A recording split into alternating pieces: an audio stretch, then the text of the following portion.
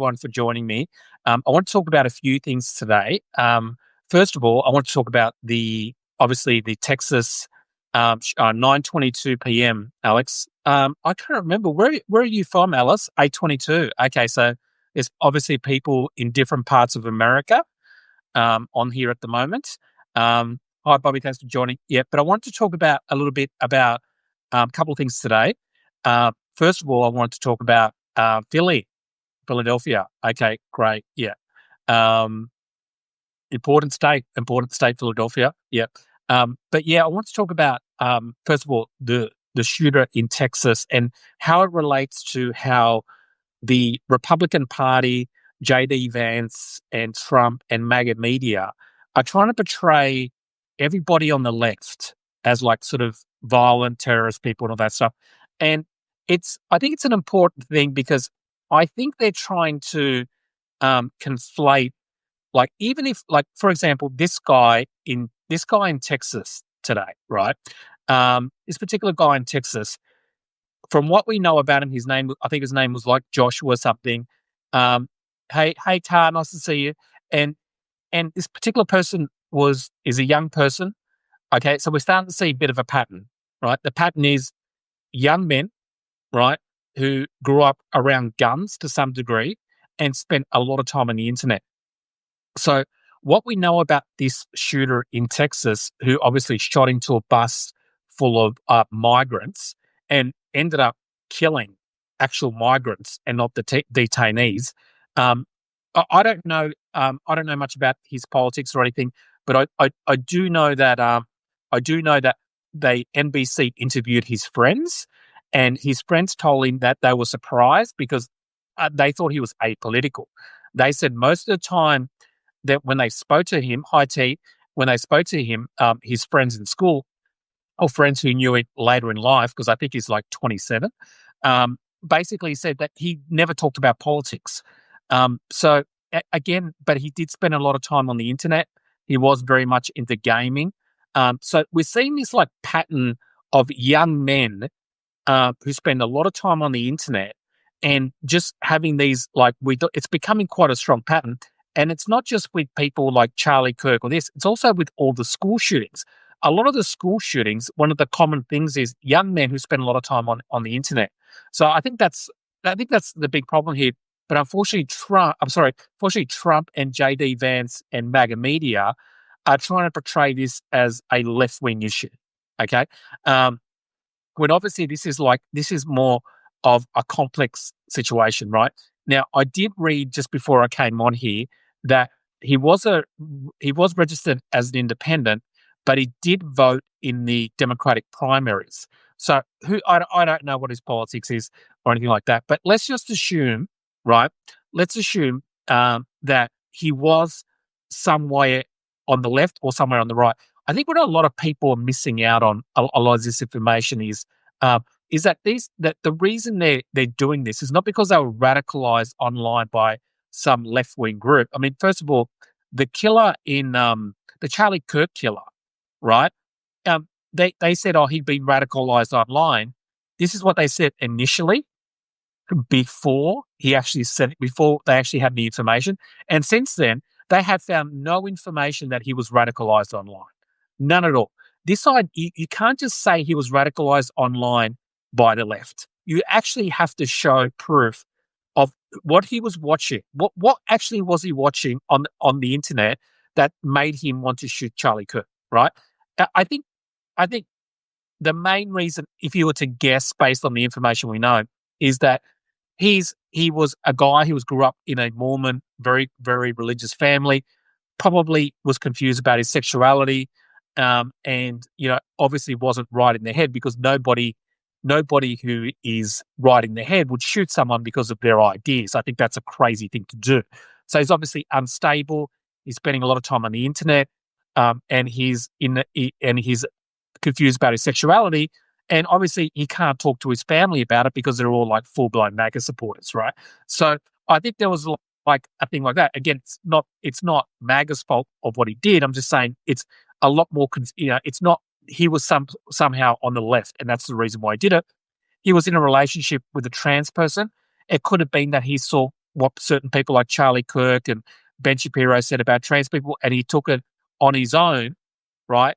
Not with the knowledge of the trans person, because remember when that shooting first happened, the right was saying it was a trans person. The right was saying it was trans ideology, all this sort of stuff. Well, the person wasn't a trans person, and the trans person had no knowledge of it, and has been cooperating with the police. So again, they tried to conflate the two things together.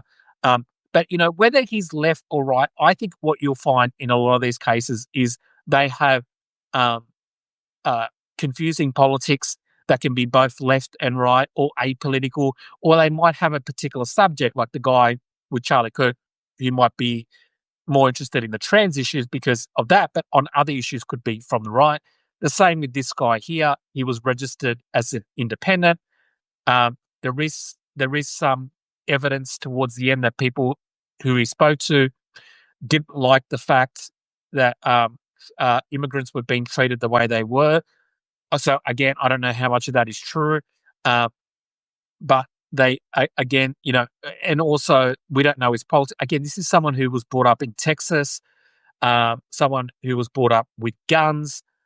So there seems to be this common thing with people guns so you got people who love guns, young men with guns.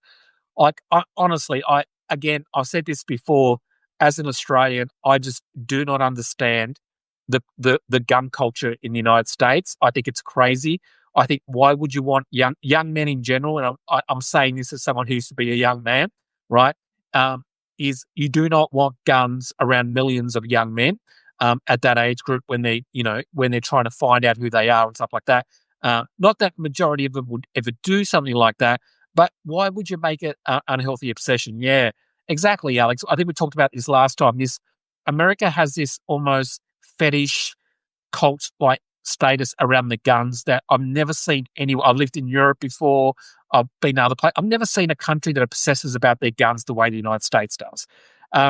And so again, I just think but what's worrying me about this is that because we've had the Charlie Kirk shooting, and now shortly afterwards we've had this, and let's find out, and we find out that what I read, yeah, Macho Man, yeah, exactly. What I read was true, that he did vote at the Democratic primary or whatever. Who knows? I don't know how much, but let's just say, for argument's sake, that is actually true.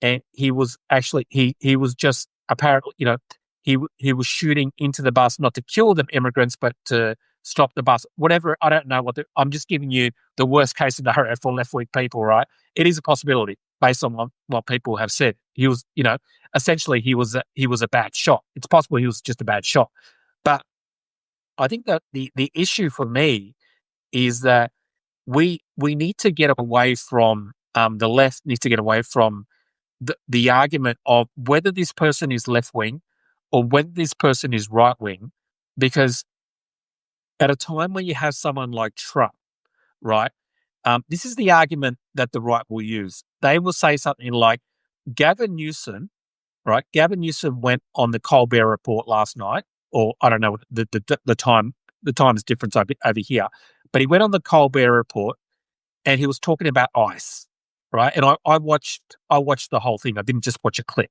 right? He was talking about ICE, and he was talking about how ICE people were grabbing people off the street and ICE were doing all these things, right? Now, if you look on the internet today, on Twitter and other places, or even MAGA media like Fox News, is they're blaming Gavin Newsom because he criticised ICE, before this shooting happened.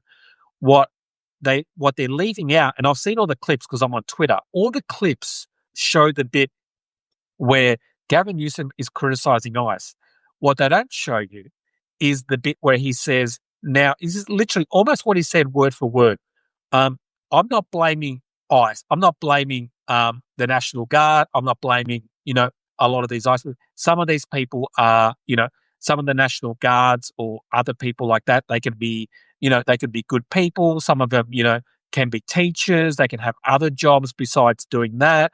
And so he went out of his way to say that he wasn't individually, right? He wasn't criticizing the people individually. He was blaming Trump for getting the people because they're just following orders to do these things. So the blame was on Trump, not on the National Guard and not on ICE, right? So that was he made that distinction, right? But they've left that bit out of what they're actually showing online. And the fact of the matter is that this particular person, young person, if he was thinking about this, he wouldn't have been watching the Col. Like this is the crazy bit. Young people are not watching the Colbert Report, right? Uh, Auntie, there are many of us in America who want to change the gun culture. The left isn't arguing about right wing, right, left wing. The right is, yeah, exactly, yeah, exactly, yeah. And look, Auntie, I think knowing what I know about America and knowing what I know about Australia, um, I think it's going to be difficult in America because the gun culture is so strong, and the left has pretty much given up on trying to change it. Connie, the gun lobby was the cause of this gun obsession. This is an obsession that was created to sell massive amounts of guns beginning in the 80s. Yeah, yeah.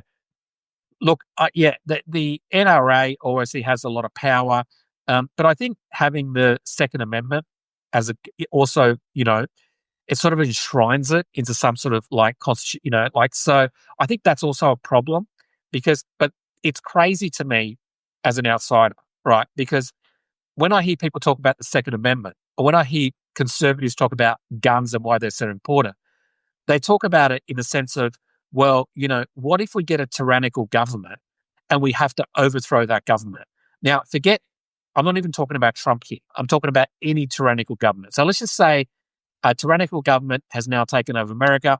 It could be Democrat, it could be Republican, doesn't matter, right? Now, the idea that in 2025, that people in Texas or whatever with like shotguns or whatever they have are going to be able to overtake the government, who are going to be fighting with drones, with like planes that are just going to kill people. I mean, the idea that they're going to even have a chance of overthrowing the government is just crazy. It would never happen. But they're talking about a time when when the United States overthrew the British, the king, right? But back then, people had the same guns. The people in the military and the people and the civilians would have had the similar guns. We're not. This is a very different time. So that argument, our government could carpet bomb. Yeah, that argument doesn't even make sense anymore. You can't overthrow the government with guns in 2025. The American military. Again, you're not going to be fighting other people with similar guns. You're going to be fighting drones and ship. It's not even. It would never happen. So again, that argument doesn't even make any sense to me. And the argument that you know what you need to fight a bad man with a gun is a good man with a gun. Again, doesn't make any sense at all, right? Because look at Charlie Kirk. He got, how was someone going to stop? There would have been people with guns there, right? He had security, but you can't stop that, right? School shootings, all this sort of stuff. You've got to realize that if some random person who has no history of mental illness is young, right, and they're not thinking about, they have no self-preservation. When someone has no self-preservation, it's very, very hard. Joyce, you're right, Joe, but they love their guns. I had this discussion with multiple family members here in Texas, and they tell me that when something goes wrong, I'll be calling guys with guns to help me. Right, okay, yeah, Connie. Connie, yes, it's a ridiculous premise. I've argued the same people. That's a right-wing gun lobby. Yeah, that's the thing. Like I think like even their arguments don't make any sense. But so I don't even get it. Like if maybe the people had the same amount of guns as the government would, or I still would be against it, but it would make more sense. But this idea that somehow all the data seems to show is that having guns around your family and stuff is more likely to result. The amount of people, and this is just accidental, who have guns at home and their kids find the gun and it hasn't been properly secured, and they either kill themselves, kill a sibling, or even kill their parents. It just happens way too much. You know what I mean? It doesn't happen in Australia very much because most people don't have guns around their home. So I just think it's a very strange culture. But I just think that the Democrats or the left need to come up with some sort of way of getting away from this back and forth of, is this person going to be a left wing person, right? Or is this person going to be a right wing person? Because the I want to talk about an argument they use. They will use an argument like, oh, yeah, he was pro this or he was negative that. In reality, in outside of the internet, in normal people's lives, this is the same in Australia, and I know it's the same in America. People can have some left wing views and some right wing views. Look at Joe Rogan. Joe Rogan voted for Trump, but he's very pro marijuana. He's very pro, he doesn't like the idea. He doesn't like the idea of drugs being in the way. He believes in Medicare for all. But yet he has all these other five. Oh, and he's also a big Second Amendment guy. And then again, he says he believes in healthcare for all. So, hi, Marnie, nice to see you. So you have people in America who have conflicting arguments, right? You have a lot of people in MAGA, right, who considered themselves either old liberals or centrists who now became part of MAGA, who are for gay marriage. Right? Now, not everybody in MAGA is against gay marriage. I think the last statistics showed most people were pro gay marriage, even in MAGA, not by a lot, but by a little bit. So this constant trying to put people into these boxes that the internet loves is wrong. And I think it's wrong for us on the left to fall prey to that, because that person might actually end up being left wing. And then we're like, and so if we're going, oh no, he can't be, and then we find out he does have, it's like, oh, well, but the way I look at it is not whether he's like left wing or right wing, because we're talking about a very, very small percentage of people. We're talking about America has, I think, 340 million people. And what are we talking about? We're talking about one or two or three, while they're ignoring all the violence that comes from the right. We do know, statistically speaking, that the majority of political violence comes from the right. It's just that a lot of that violence recently has been happening not with famous people. So when it happens to Charlie Kirk, if it happens at a local place, like where no one's ever heard of the person, it doesn't get much news. But if it's Charlie Kirk, then it gets all the news. So even though, statistically speaking, it's more likely to happen the other way around, because it happened to Charlie Kirk, it was in a way worse. It was worse for left wing person, because he was such a big figure. So many people knew who he was. So I think that I think trying to get away from that, whether he's left wing or right wing, when the fact of the matter is, a lot of these people are either apolitical, they're like mentally ill, or a whole bunch of other reasons, or they have politics on the left and the right. For all we know, that person who killed Charlie Kirk could have been pro-trans, but completely the opposite in many other ways. But if you go on the internet, it's impossible to, in real life, this is not that abnormal for people to have left-wing and right-wing ideas, right? This is not, this isn't unheard of. But if you go on the internet, it's unheard of. You can't possibly be this. You can't possibly be right-wing because you're gay marriage. We found a post that I'll give you an example. Paul Pelosi was beaten up by a Trump supporter who fell for the whole election lies, right? He'd been watching a lot of stories. He'd been watching Mike Lindell films, right, about the election got stolen. He blamed Nancy Pelosi for January 6th, right? So he's blaming Nancy Pelosi for January 6th because he got told by Trump that the election was stolen, right? So there's a direct connection between Trump's lies and the person who went to Paul Pelosi. He wasn't looking for Paul Pelosi. He was looking for Nancy Pelosi. This was 100% a political hit, right? This was not someone who, but that person was also a little bit of a hippie. So he had a little bit of he was into drugs, he did a little bit of LSD, right? And then so what the right said is, well, no, he can't be a Trump supporter because he was a hippie and he was into LSD and marijuana. This is brain rot. Okay, this is absolute brain rot that you can't, So just to explain how nutty this is, but explain how this is the conversations that are happening way too much. And because they're not based on reality. The conversations that are happening are binary. They're binary conversations, right? They're binary. You must be left wing or you must be right wing. And everything has to be blamed one way or the other.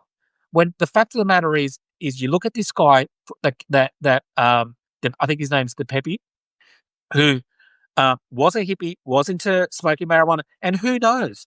10 years ago, maybe he did. Maybe he would have voted for like the Libertarian Party, or maybe Bernie Sanders. I have no idea. But let's say he did. Right now, this guy. What we do know is there was a 2-month court case, and in the 2-month court case, they found that he'd been sending Facebook post threats to Nancy Pelosi for 6 to 12 months before. Right, actually online threats saying blaming him, right? Blaming Nancy Pelosi for January 6th because so again, this all came from Trump. Now, when all this got discovered, of course, what did the conservatives do? They tried to turn it into like it was a gay relationship gone wrong. And why was it a gay relationship gone wrong? Because when the police opened the door up, he was wearing underwear. So you have an 81-year-old man at 1 a.m.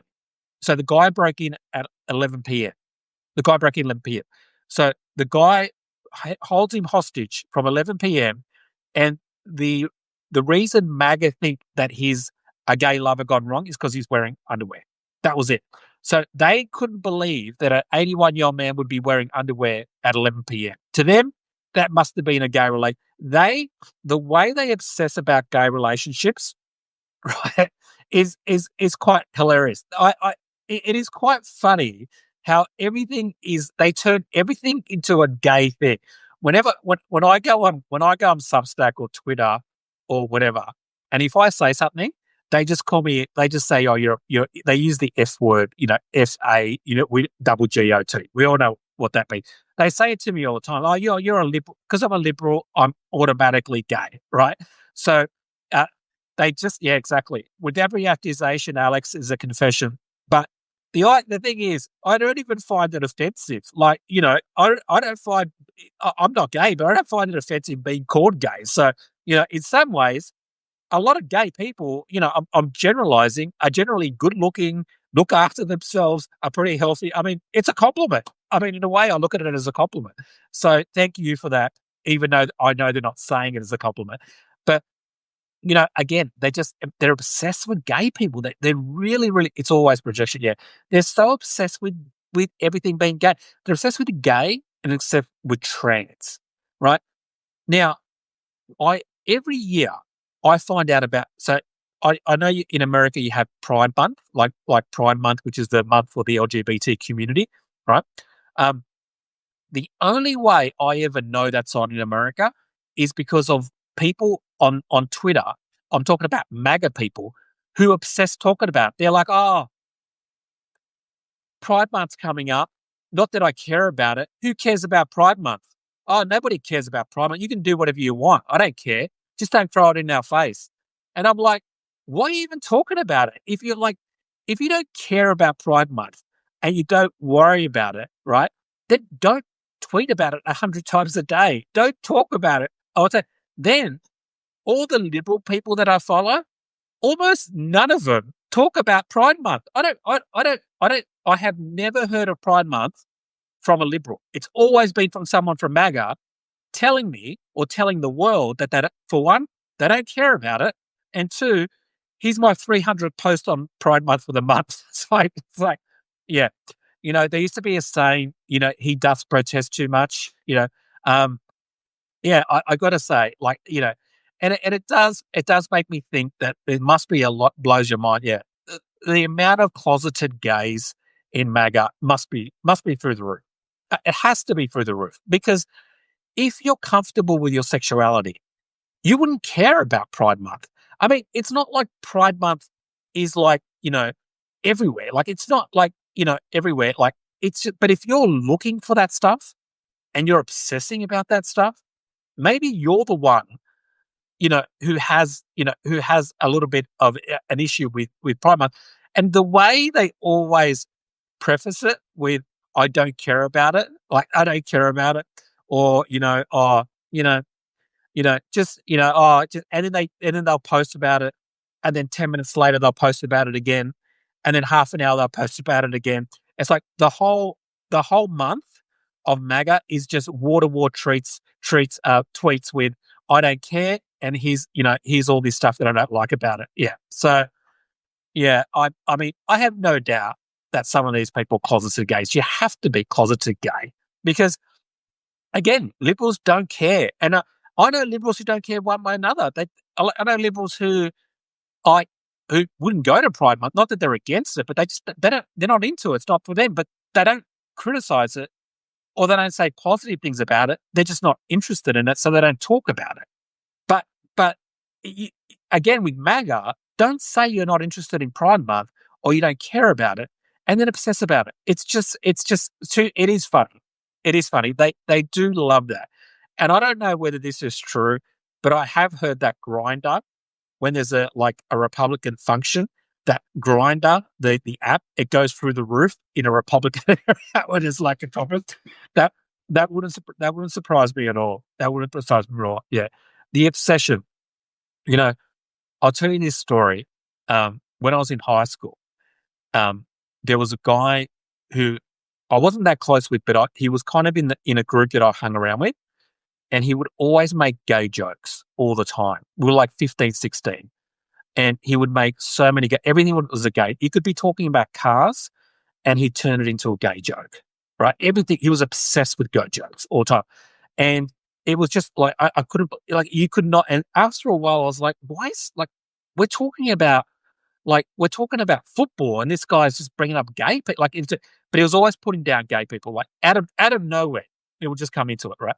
And then I didn't really know him that well, so I didn't really. After school, I sort of lost touch with him. I didn't talk to him, and then years later, because I'm actually originally from Sydney, and Sydney is probably one of the gay capitals of the world. Like San Francisco, we have the gay Mardi Gras in Sydney, and it's like one of the biggest Mardi Gras in the world for the gay community. And there's an area in a city area called Paddington. He was gay. Yeah, don't Alex, don't ruin the story. Don't. And then basically, I ran into him in this street called Oxford Street in Sydney, which is like a well-known gay area. It's not just gay, it's gay, but it's also got mixed bars as well. So it's like that sort of place. And I was walking down the street and I bumped into him and he just went, "Joe." And I went, "Oh, Nathan, good to see you." And he sounded completely different. He looked completely different. And he was holding hands with a bloke, right? And I'm just sitting there and he's talking to me, asking me questions about school. And I'm like, but my mind is going back to years in school and he's holding this guy's hand and he's talking and he's now talking like quite camp. And then I'm thinking, this is not the Nathan that I knew at school. And then after I left, I was like, actually, that makes sense. Actually, so, I think there's a lot of that going on there where they feel like obviously what happened with this guy that I went to school with is that he was scared that he was going to be found out. And so he thought if I make jokes about it, people won't suspect that I'm gay.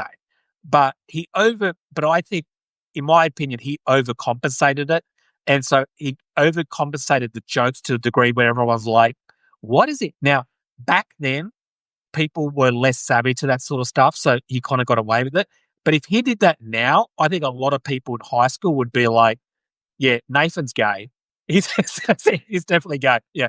So yeah, anyway, that was my story. But whenever I hear MAGA on Twitter obsessing about Pride Month, I always think of that.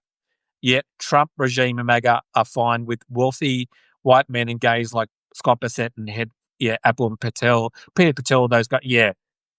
Yeah. Yeah, they don't. Look, here's the thing, right? I actually don't think Trump cares about whether someone's gay or straight. I actually don't believe that.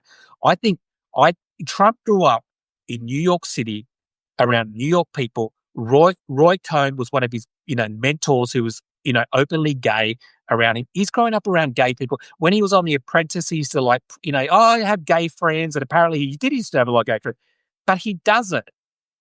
He pretends to be like this sort of person, right?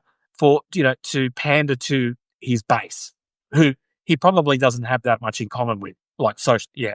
So in a way, I think what Trump does with gay people is worse because I don't think personally he really cares one way or the other.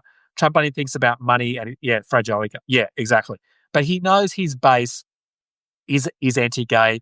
Not all of it, but most of them meet for the base. Yeah, exactly. Yeah. So I think that's sort of like the whole anti-gay thing. Also, he used it during the last election where he did the whole trans ad, they are for them, we are for you, that sort of thing. But, remember in 2016, um, he actually said in 2016 when he was running, he said, Caitlyn Jenner can use any bathroom in any of my hotels. And so there has been a transition from that to what he is now. And I don't think he actually I think the real Donald Trump is I don't care about gay people and I don't care about trans people, but I'll use it politically. He was in trouble and needs our Aussie friends. Yeah. Hi, we are in trouble. We need Donna. Yeah. We're here for you. Donna, we're here for you. We really are. Lots of hearts for the Americans, Donna. Yeah. Like, yeah, you guys, I know I feel so bad for you guys. The other day I posted something about, um, Donald Trump and RFK Junior going on TV and talking about the Tylenol, its connection to autism. And I'll be honest with you, they played that over and over again in Australia. It was played so much and it was mocked. It was mocked in Australia, right? So a lot of people in Australia looked at that and just went, "Oh my God, this person is crazy." They asked our health minister in Australia about it, and they said we don't have any advice from the no kidding, the TGA, which is like a TGA is similar to your CDC, and they said we don't have any advice to say that Tylenol. We actually call it paracetamol or Panadol in Australia. It's exactly the same. It's exactly the same product, but we just give it a different name. We call it Panadol. We visited Australia last February. Great country. Oh, thanks, Robert. Appreciate that. Yeah, yeah, yeah. It is. It's a beautiful country. It's not perfect in any ways. We certainly have our own problems here. But yeah, I'd rather be in Australia now than in America with Trump in power.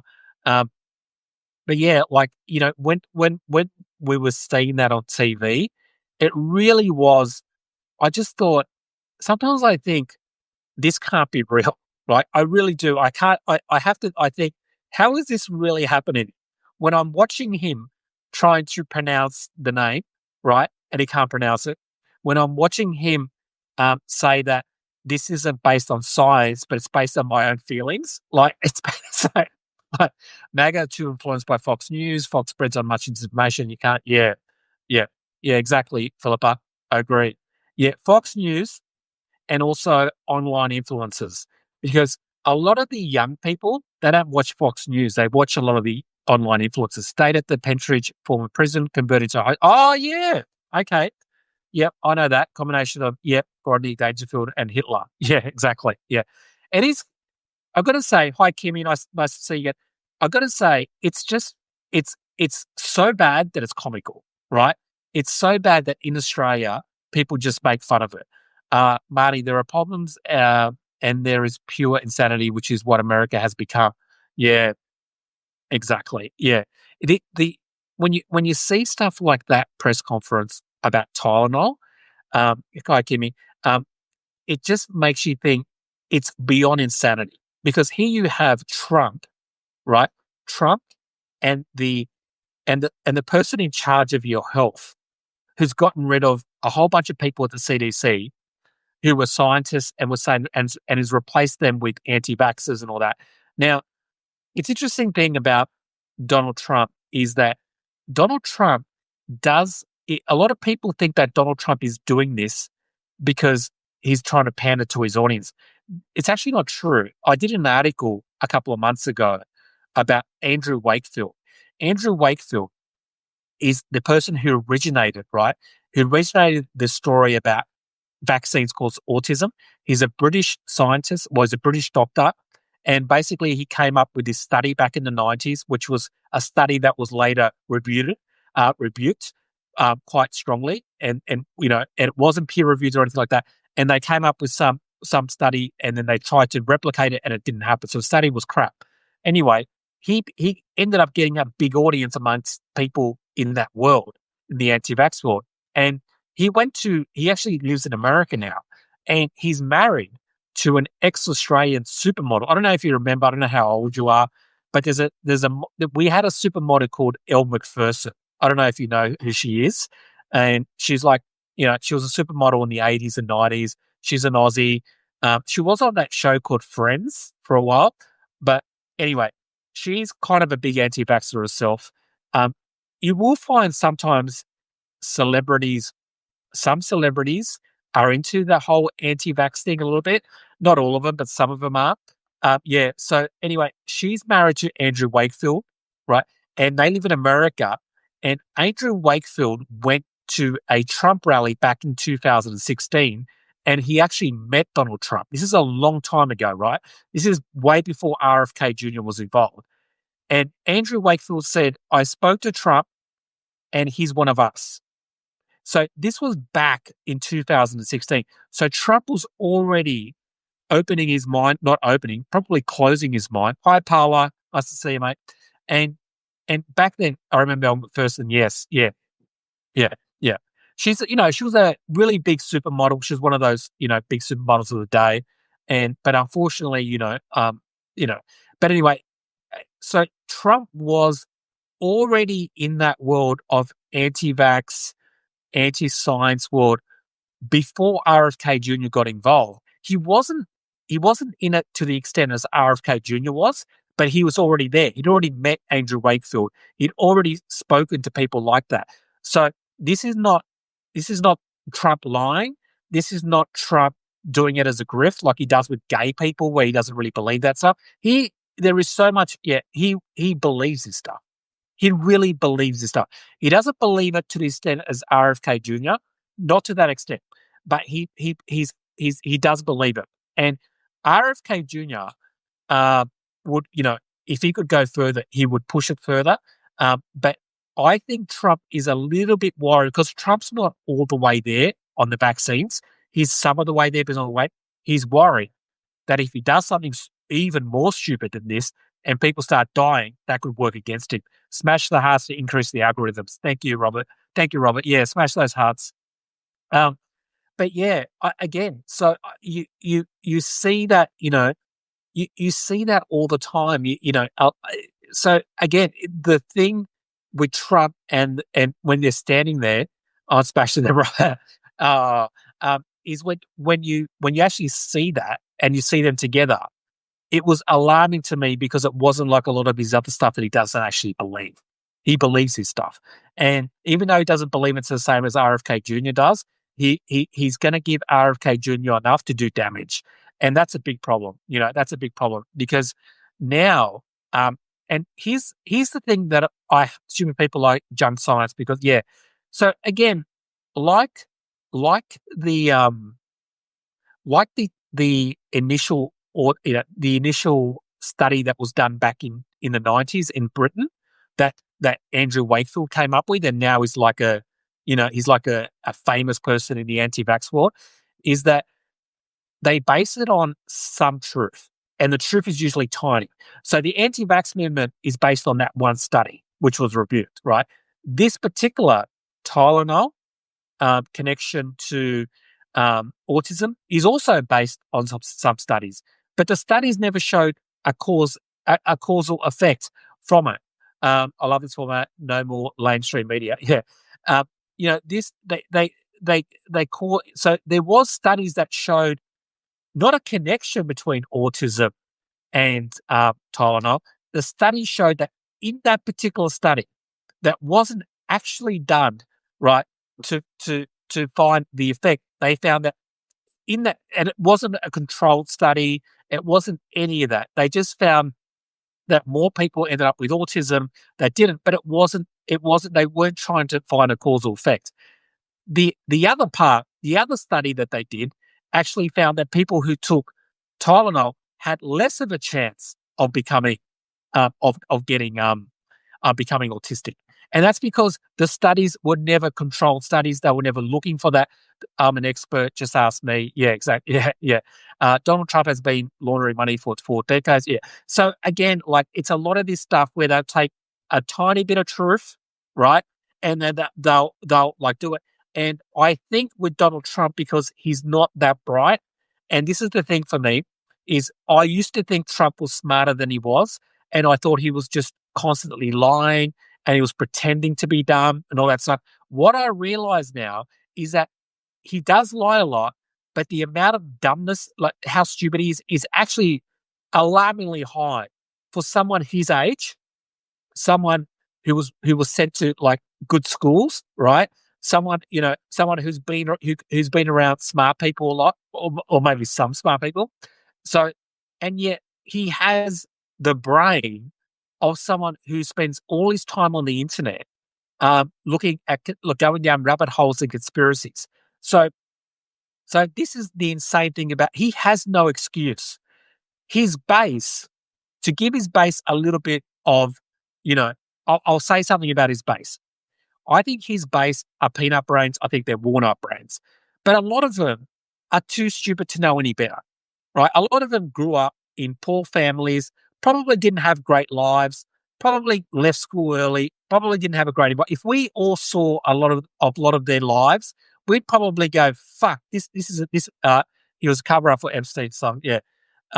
So yeah, his professor said he was a dumbass, yeah. But see, the thing is, Robert, he had the opportunity, he had the money, he had the family, he had the opportunity to be an intelligent person, but a lot of his base didn't have that.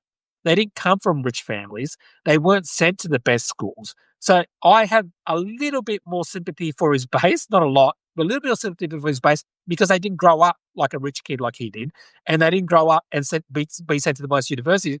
In fact, it's almost a waste that someone got all those options available to them, and he ended up the way he is says a lot about the education system in the United States, that someone can be given all of the best opportunities in the world and still be that stupid. It's incredible. And in his first term between 2016 and 20, in its first term that he would have been around, he would have been around scientists. I remember in his first term, he went to NASA and he was talking about how he gets to talk to. I mean, how many people get to talk to these scientists? Well, Trump did. Trump got to talk to climate scientists at NASA. Trump got to talk to doctors, physicians. He had all this, things that most people don't have. And out of all that, he was born rich. He got sent to the right schools. He was around intelligent people. He spent time in government, so he was around scientists. And from all that, what did he become? Climate change is a hoax, right? Tylenol is causing autism, right? They're eating the cats, they're eating the dogs. Um, uh, what's the other thing? You know, medicines are going to come down by 3,000%. It's just one thing after another. Not being able to pronounce something, but he wants to call it out. Everything, saying that he's like stopped all these wars, and he can't even pronounce the countries. And he says, "Oh, I stopped these wars in these two countries. One of them was over here. The other one was like 20 thousands of kilometers away, nowhere near it." He mispronounces them. I mean, it's just like he has no excuse, right? Some of his base does have an excuse for being that dumb. It doesn't mean that, that I feel like they should be, they're still idiots and stuff like that, because at the end of the day, whether you're rich or not, you still have, as you get older, you still have opportunities to learn. But Trump is definitely worse. He's definitely worse. Yeah. And the fact that all these people fell for that, and millions of Americans. And by the way, a lot of that, watching RFK Junior and Trump, that got shown all around the world. it was shown in Australia. But Trump can move the trajectory of a hurricane with his black Sharpie. That's right. The sharp. That's right. Thanks, Marty. Yeah. He's so sick, so black. Yeah, that's true. That's a good one, Marty.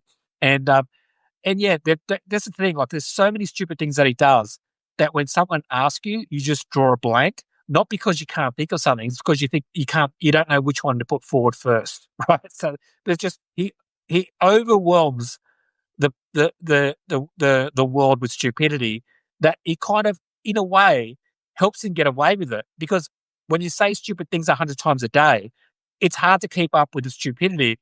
As where if someone says one stupid things every 6 months, it's like you notice it more. When someone doesn't say a lot of stupid things, says something stupid, you're like, oh, that's weird. But Trump gets away with it because he says it all the time, and people become immune to it. Um, and he's graded on a curve like a toddler. Everyone grades him on a curve. Fox News grades him on a curve. Centrist grade him on a curve. Everybody grades him on a curve, right? I would love, in a way, Trump is the luckiest president in the world. Flood the zone. That's right. Yeah. And I don't even know how much of it he does. Some of the stuff that he floods the zone with is to do on purpose. There's no doubt about that.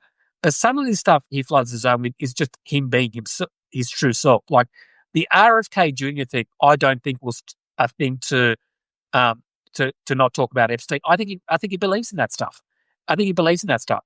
And that video of him talking about that, what I found interesting is that Fox News only showed a bit of it and then cut away from it.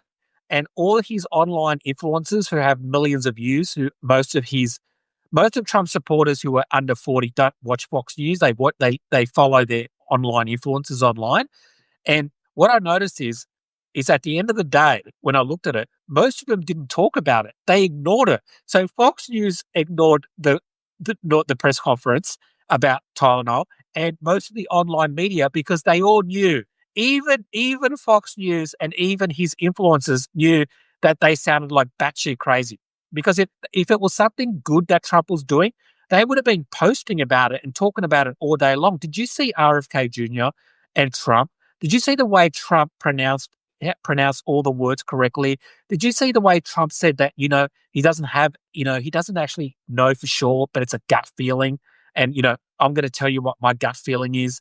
It reminded me of George W. Bush when he used to say things, it was a gut feeling. I mean, he makes George W. Bush look like Albert Einstein. I mean, I remember when people used to make fun of, like, he's 100 times worse than George W. Bush in terms of intelligence. But, there's George W. Bush is another example of someone who's not really that bright, but also was brought up in a rich family. So it just goes to show that, maybe part of the reason is because if you grow up in a rich family, right, you don't have to try as hard at university, right? If you don't have to, put it as big as effort in, because no matter what happens, you're going to be okay. You're not trying to get yourself out of position. So it would have to take someone whose parents really put pressure on you to do it, or that sort of stuff. But yeah, but anyway, I just thought that thing was so embarrassing to watch. It got shown all around the world, and I don't know one person or one commentator anywhere who was like that. That was really good. And again, Fox News didn't want to talk about it.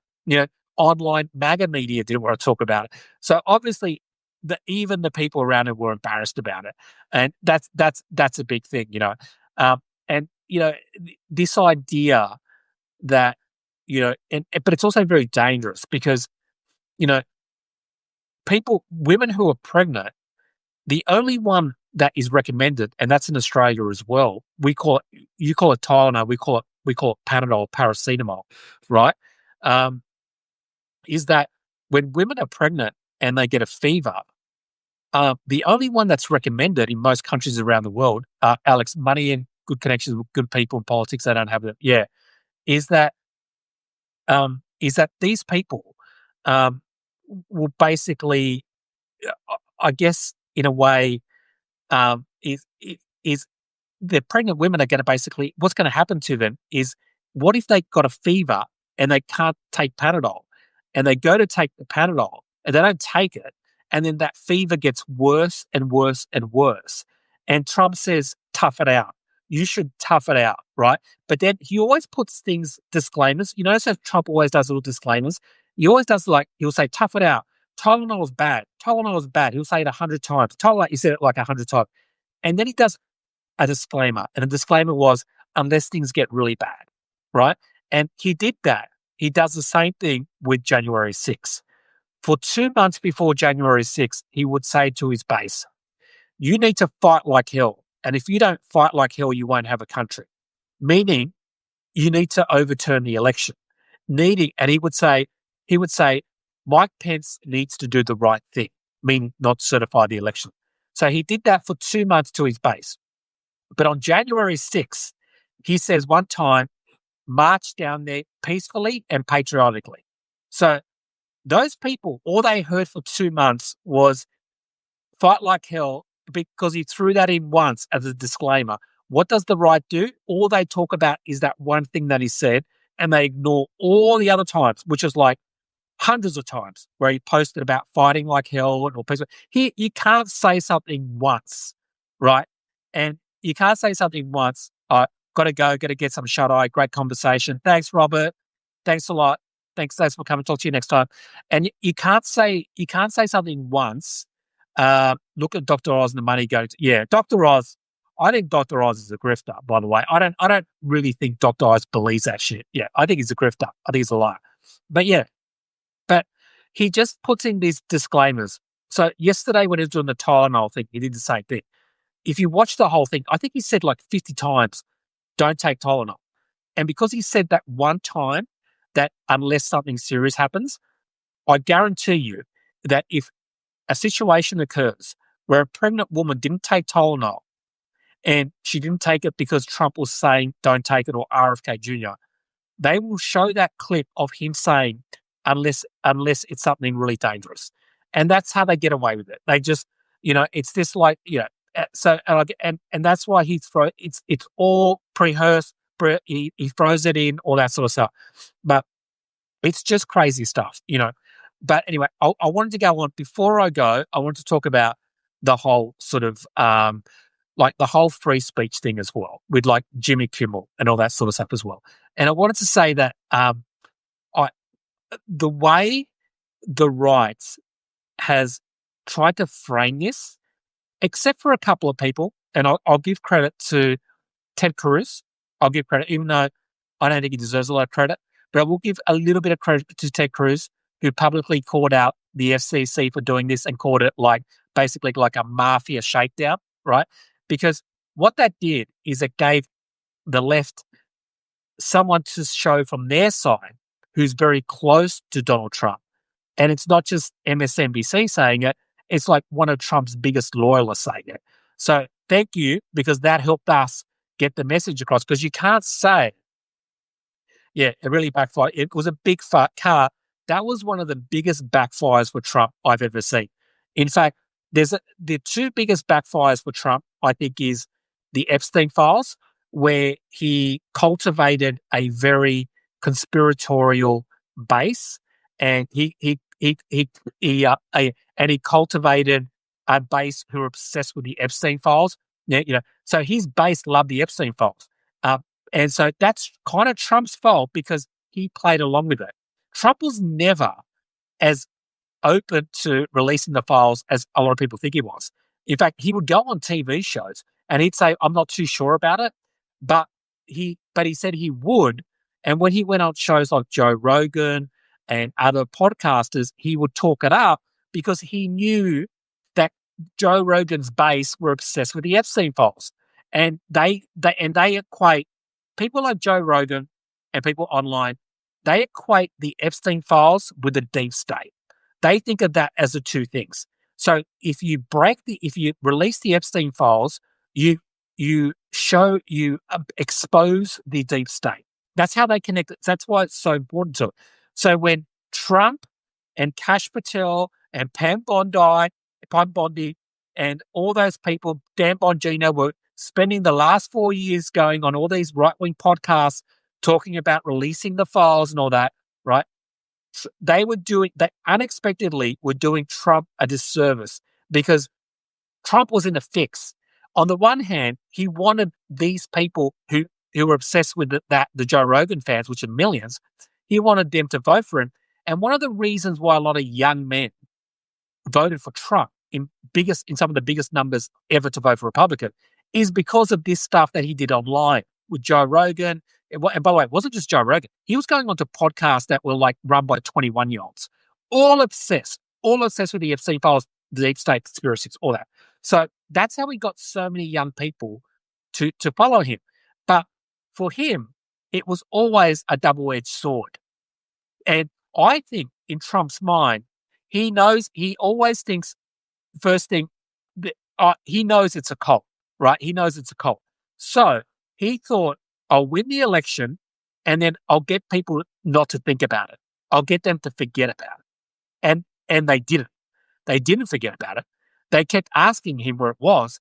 And people like Joe Rogan, who, yes, voted for MAGA, they're not diehard MAGA supporters.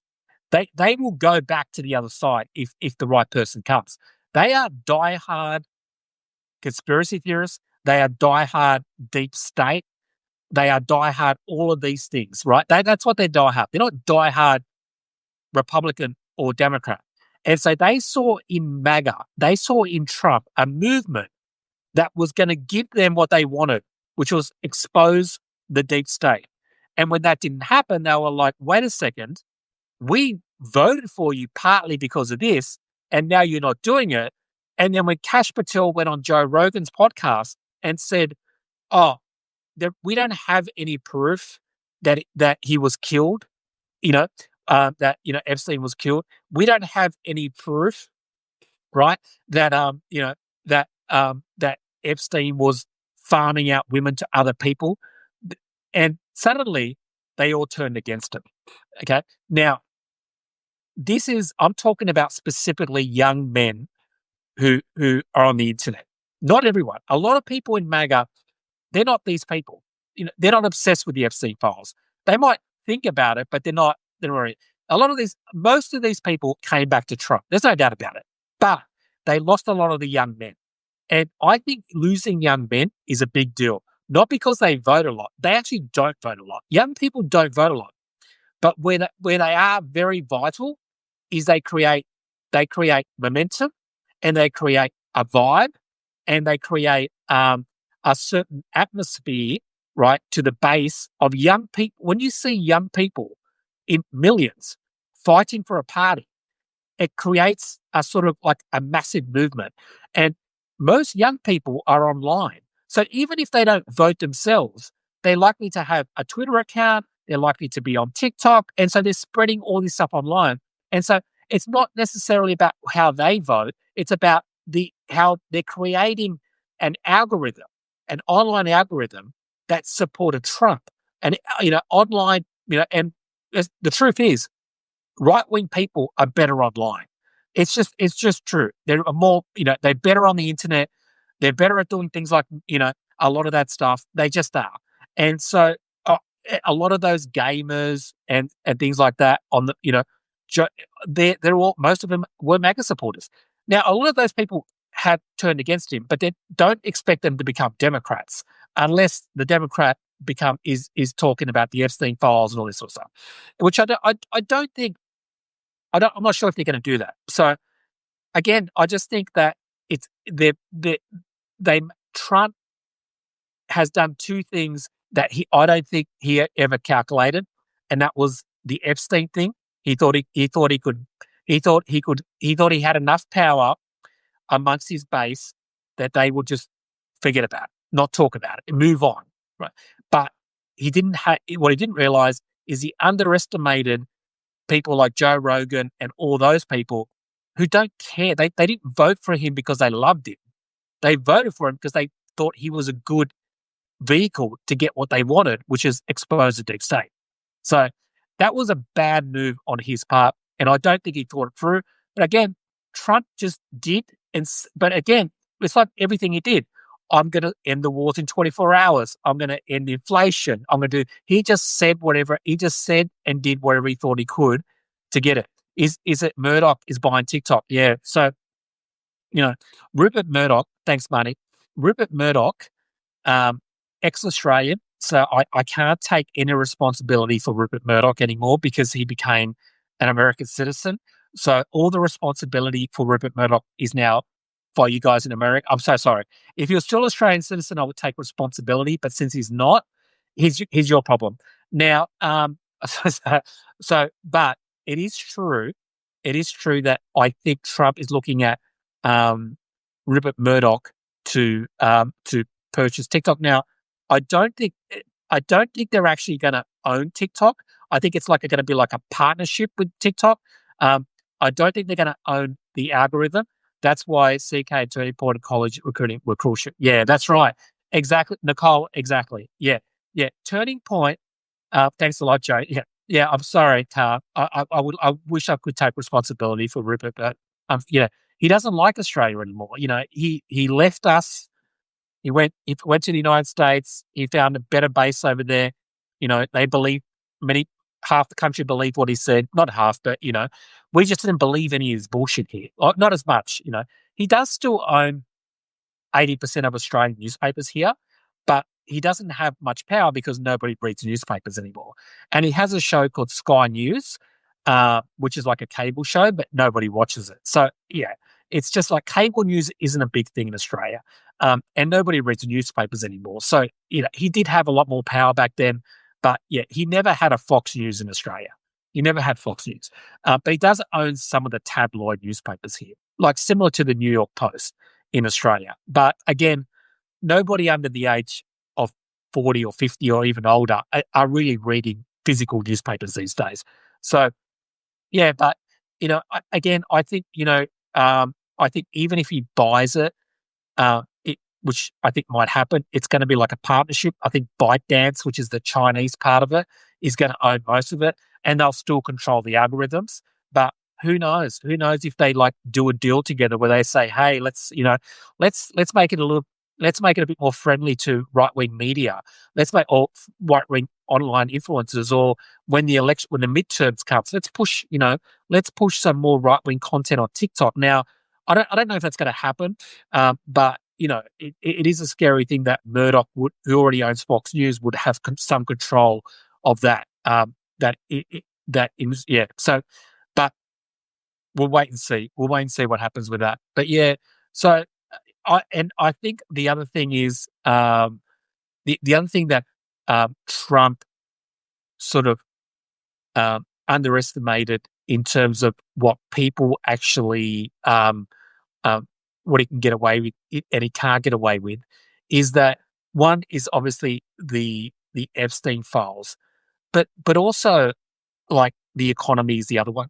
You can't lie to people about the economy all the time because they're not going to believe it, right? Because people who vote because of the economy and not because they like Republicans or that, they're not voting based on what Trump says or what Democrats say. They're voting on how much gas they're paying, what they're grocery shopping. They're voting on what their real life experience is.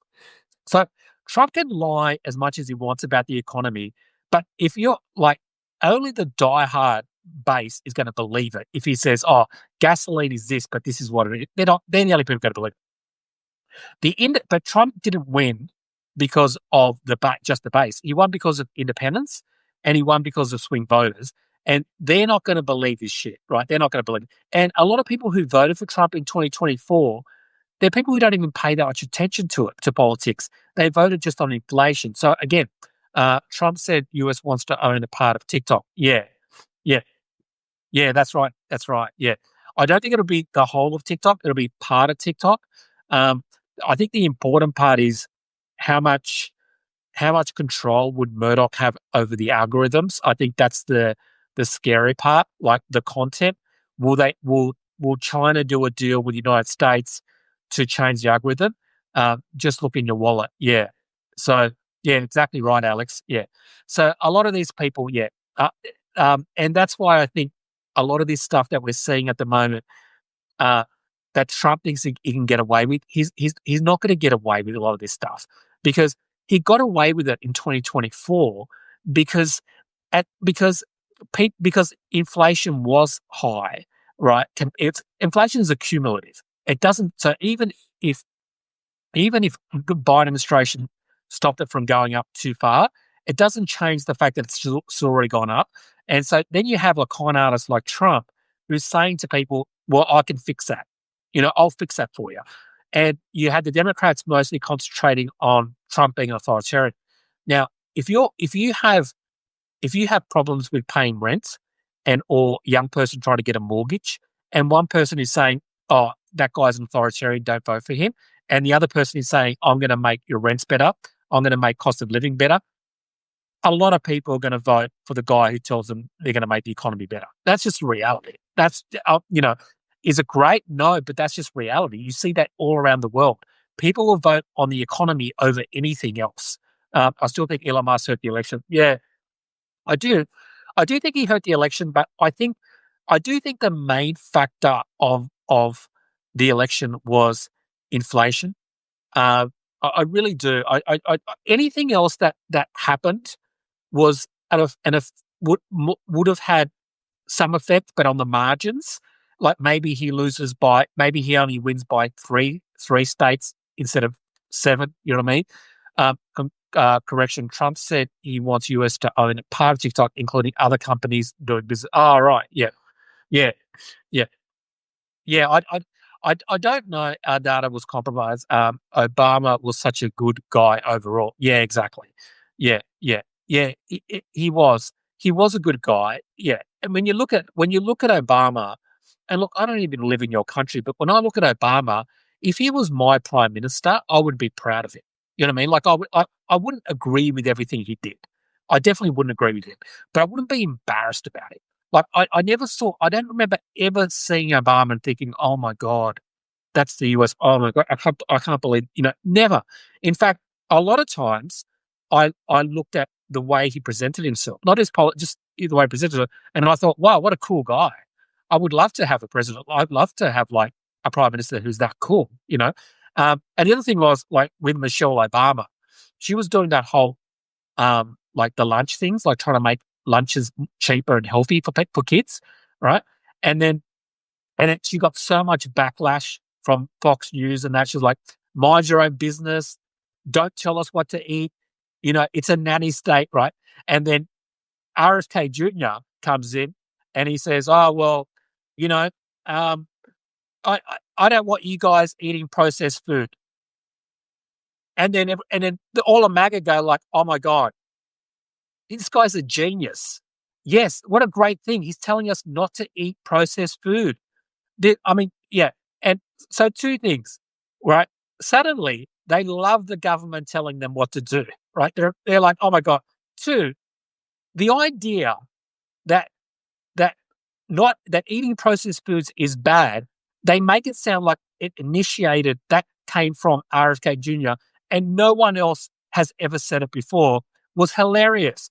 They were like sharing that all around, going, RFK Junior said, processed food is bad. And I'm like, that's like saying like cancer is bad. Like just say it like cancer is bad. And then everyone going, "Oh my God, RFK Jr. said cancer is bad." Like, it's just, these people are insane. Like, it's just hilarious. Like, Michelle Obama, "I want to bring in cheap, healthy food for children." Oh, no, you're a communist. Leave us alone. Don't tell us what to do. Yeah. RFK Jr., um, "don't eat processed food." Oh, my God. We need someone. Where has this type of person been before? How come we have never seen anything like this before? Someone telling us to eat healthier. This has never happened before. Like, yeah, it's just again, the crazy stuff. All RFK Junior has to say is the complete obvious, and people lose their mind on that side of politics. Yeah, yeah. So yeah, processed food is bad, but RFK Junior, you're not telling us anything for the first time. But how many people on the right are you hearing say, "Don't tell us what to do, don't tell us what to eat"? You're not seeing it all, right? And so I just find it, the hypocrisy is just through the roof on these people. And again, American school lunches are shit. Yeah, yep. I could imagine. Like, I think school lunches in Australia were really bad. When I was growing up, all it was, I don't know if you have this meat pies. Do you have meat pies in America? They're like meat pies and sausage rolls. I think it might be a bit of an Australian thing. I don't know if you have it there, but you'd go to the canteen, the school canteen, and they would have like meat pies, which is just basically meat on, like around, and then you would have like Coca Cola, Fanta, lemonade, all the soft drinks and stuff like that. There wasn't a lot of healthy options back then in the sort of in the gym. The right are so conditioned. No, wait a second. Let me just read this one. The right are so conditioned to immediately blame the left, not recognizing or being willing to admit that majority of political violence originates, on their side. Yeah, exactly. Yeah, spot on, Jim. Yeah, absolutely. You're right. Thanks, Natalie. Literally everything is processed. Yeah, exactly. Yeah. And that's the thing. Like, you know, the other thing is like you got Zoran Mandami who wants to open up these grocery shops, grocery stores in sort of desert areas in New York where there isn't other shopping centers, and and one of the good reasons for that is because I don't know whether it's going to work or not. I'm not I'm not saying it's going to work. I don't know. I don't know. But he did say he wants to do like a pilot program, which means he wants to trial it. And he did say it's not going to, if it doesn't work, he's not going to do it. So I think that's a pretty reasonable, I'm a liberal. That's a pretty reasonable thing for someone to say is we're going to try it. If it doesn't work, we won't do it. I mean, I don't know why people would be angry about something like that. It's not like he's saying, I'm going to try it and it fails, but we're just going to keep doing it. That would be a problem to me. But he's not saying that. But I think the good thing about the deserts is it will bring in more healthy foods. Because what I read this on New York Times, is that people in those areas, because they can't get access to foods, they will just buy processed foods from like service stations, so they get like, it's all like microwave meals, super processed foods, all that sort of stuff. So they live a much more unhealthy. They don't have options to get fresh food. They don't have options to get fresh vegetables. They don't have any of the options. So it's another area where you have people who are in poorer neighborhoods and they can't, through no fault of their own, they can't get access to healthier options, even if they wanted to. So, from that point of view, as well as making it easier for people to get shops, I always thought that was like maybe an idea. Whether it works or not, again, I'm not an expert. I don't know for sure, but I could see what would be a positive if he can make it work from that point of view. So yeah, again, it's just like one of those things where I think, and also like with Zoran Mandami, again, I don't know if, here's my prediction on Zoran Mandami, right? So he's been demonized so much from so many places. And this is what I think. I think if he becomes mayor in 4 years from now, let's say he's mayor 4 years from now, I think there's going to be more people on the left disappointed with him than on the right. Hear me out, and I'll tell you why. Because as the mayor of New York, you can't just do whatever you want. If he needs extra money, he has to get permission. He has to work with other assembly people, right? He can't just do whatever he wants. So I think there are going to be people in 4 years who are going to be like, you couldn't do this, you didn't do that, you didn't do this, and didn't do that, right? And so and it wasn't because he didn't try to; it was because he couldn't put it through. Because again, being mayor doesn't mean you can just do whatever you want. You have to there's a lot of red tape. You got to get you have to actually get other people to agree with you. And people on the right are going to be like they're going to be like they'll just be quiet about it because they'll be like because because they'll be quiet about it because he's not going to turn New York into a communist state, right? He's not going to turn New York into a socialist state. That's never going to happen. So again, I think most of the disappointment in 4 years is not going to be from the right because they're going to say he's communist. It's going to be from the left because he couldn't implement everything he wanted to. So that's my prediction because I've seen it happen so many times. I've seen it happen so many times where people on the left will like try to do something. If they don't do it, they get attacked for not doing it. And therefore, I already know that he's not going to be able to do everything he can do, or if he does do it, he's going to have to compromise. That's going to be a fact of the matter. He's going to have to compromise. So, so again, I think the Zoran Mandami thing is completely overblown with people saying he's a communist and all this sort of stuff. It's just he's not a communist. The fact that he's reaching out to the business community, he's doing this, he's doing that. It does say a lot about the Democratic Party that they could easily say this.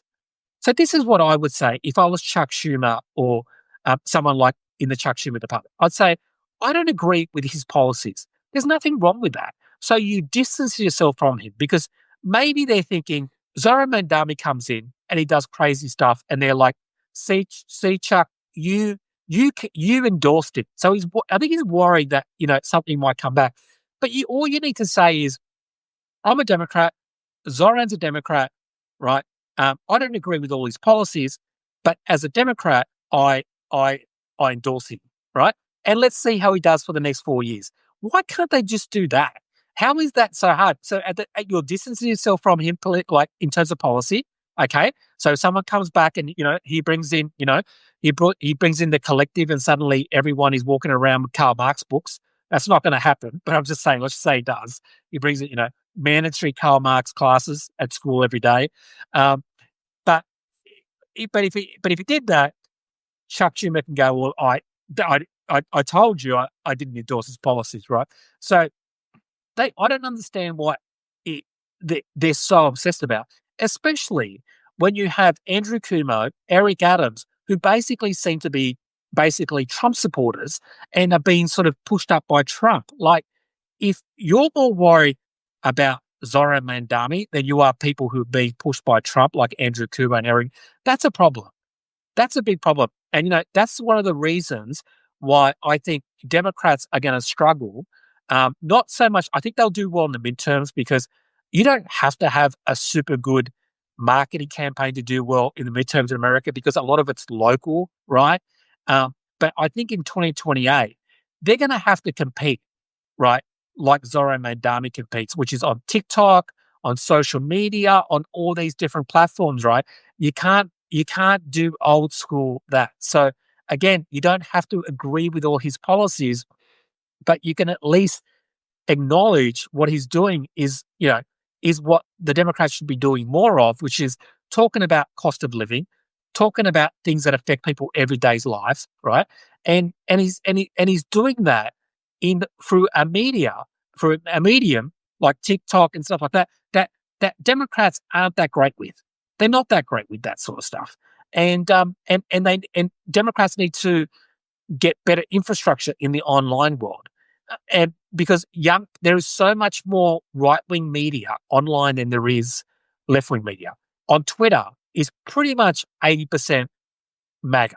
YouTube, the biggest people on YouTube are Ben Shapiro, Tim Pool, all these people who are basically MAGA. We have a few like David Pakman, Brian Taylor, but then they're not as big.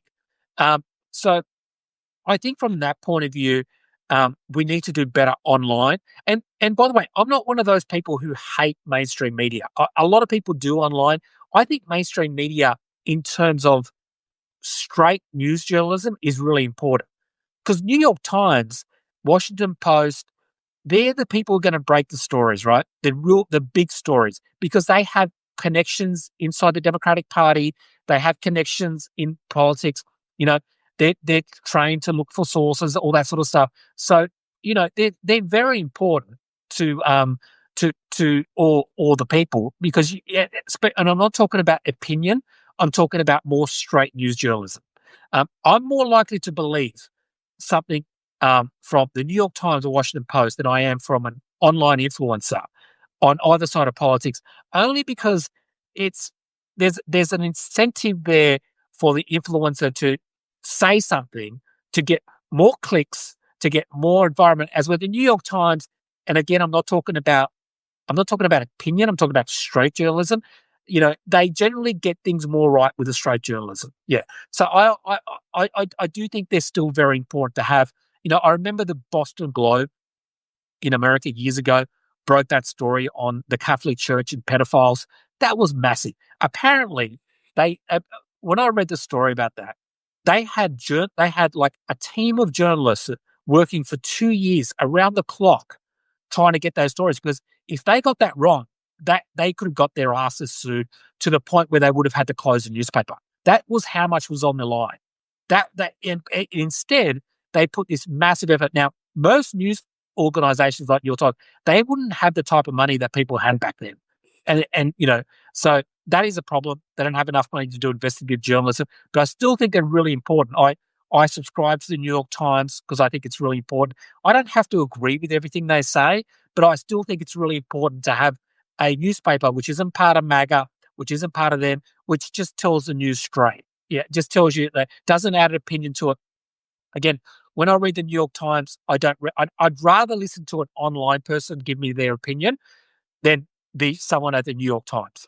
But I'd rather a straight news person tell me about a shooting that just happened, right? Because they would have connections with the police, they would have connections with all these things. I wouldn't have a connection with any of that. I've been telling you what they're telling me. So I have to acknowledge that they have this advantage over, especially straight news. So from that point of view, I think it's still really important to have. And I don't want to cede that area to Fox News or the New York Post and stuff like that. So yeah, so I wouldn't throw the baby out with the bathwater when it comes to uh, newspapers or news and things like that. I think there's still really important things that people need to have. I wish more people would read it. I wish the way I look at news is I will read New York Times, Washington Post. I'll read people online, and I try to get a complete. I even read Wall Street Journal, which is more right wing. I follow right wing people online because I want to know what's going on in their world. I don't live in a bubble. I probably spend too much time in MAGA media, more than I should. But from one point of view is I know how they're thinking.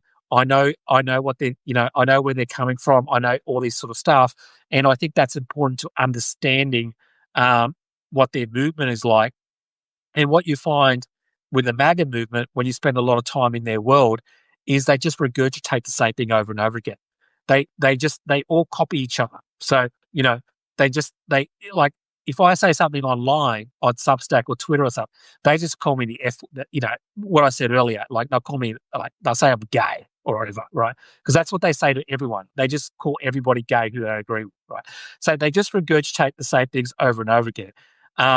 So the thing I love about MAGA is that you will never ever have another opportunity. I'm saying this to liberals. You will never have another opportunity to be able to debate people who are some of the stupidest people on the planet. And this is a real positive for me because they make my self-esteem go through the roof, right? If I was debating an old school Mitt Romney type conservative, I might not win that argument. I don't know. I would find it like it could be difficult. But when I'm debating MAGA, oh my God, it's like I'm debating a 5-year-old toddler, and it makes me feel really good about myself because it's so easy to debate these because I just regurgitate the same things over and over again. And so it's great for your confidence. If you ever need a confidence booster, find MAGA person and just ask them about the Paul Pelosi, the bashing of Paul Pelosi, and 99% of them will tell you that he was in a gay relationship gone bad. Then ask them, tell them, say, "Oh, look, did you know there was a 2-month court case after he was caught?" And they're like, "Oh, I didn't know that." Yeah, can you go find out about that court case and just point to me in the court case where they said it was a gay lover thing? Just come back to me and we'll have a chat about it. And so I'll send him like a report on a newspaper report. Whenever I send him a newspaper report, I never do CNN because I know they're going to like diss that. So I'll find something like APP News, something that they'll respect more. I'll send them that. And then often they'll come back and say, "Oh, well, so what?" But yeah, I do, you're never going to have another opportunity in your life to debate a group of people on the other side who have walnuts for brains. So again, great for your confidence. They make you feel good about yourself because, as long as you don't ever think about who you're debating. Okay. Don't ever think, just imagine that you're debating someone like, a university scholar or something like that. Yeah. Because once I realize who I'm actually debating, I don't feel as great about myself. So, especially when the other person is like, telling me that, I don't know, some wild conspiracy that, that all people on the left are lizard people. I've heard that before, that I'm a lizard, part of the lizard group. So they have some crazy ideas there. So again, I encourage everyone to do it from time to time. Yeah. But anyway, I thank you so much. I have to go. Thank you, everybody, for joining me today. If you haven't subscribed, please subscribe. Please, please. And I'll just ask this because I never ask for, I never ask for money or anything like that.